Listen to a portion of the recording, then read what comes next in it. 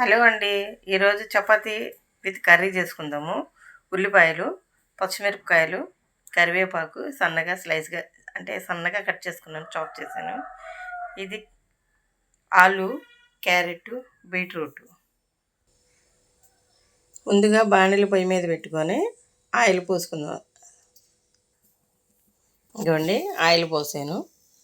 Oil sunflower oil. Oil వేడెక్కిన తర్వాత దాంట్లో జీలకర్ర, ఆవాలు, తర్వాత ఉల్లిపాయలు, పచ్చిమిరపకాయలు, కరివేపాకు వేసాను.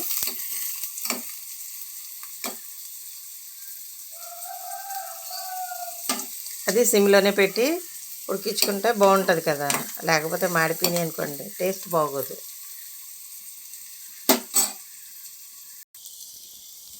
ముందు ఆలుగడ్డలు వేసానండి. ఆలుగడ్డలు వేసి ఒకసారి తిప్పి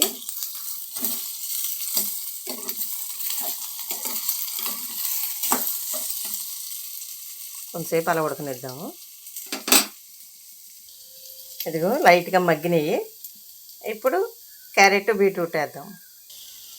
ఇదిగో క్యారెట్, బీట్రూట్ వేసాను. ఒకసారి తిప్పుకుందాము. ఇంకా తిప్పాను, కలర్ఫుల్గా ఉంది. దాంట్లోనూ ఇప్పుడు 1/2 స్పూన్ పసుపు, రుచికి సరిపడగా ఉప్పు వేద్దాము.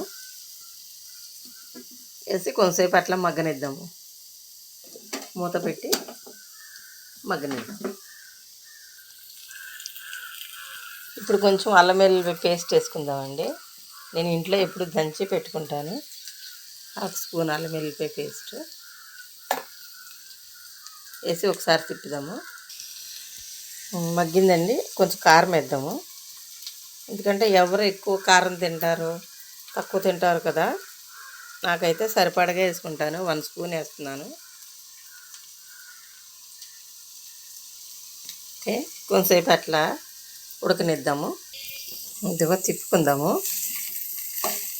50% ఉడికిపోయింది. కొంచెం వాటర్ పోద్దాము. ఎందుకంటే ఏమన్నా కొంచెము అంటే బాగా మ్యాష్ అయితే బాగుంటుంది కదా చపాతీల్లోకి.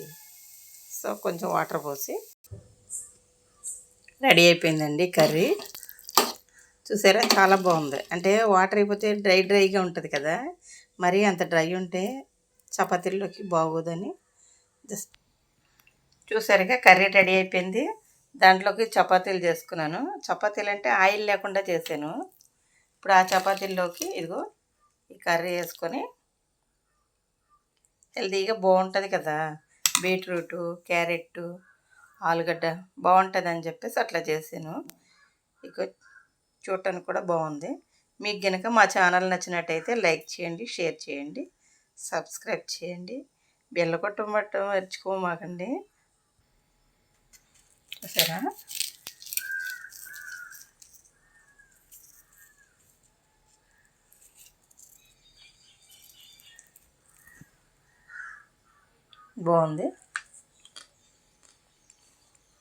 బాగుందండి.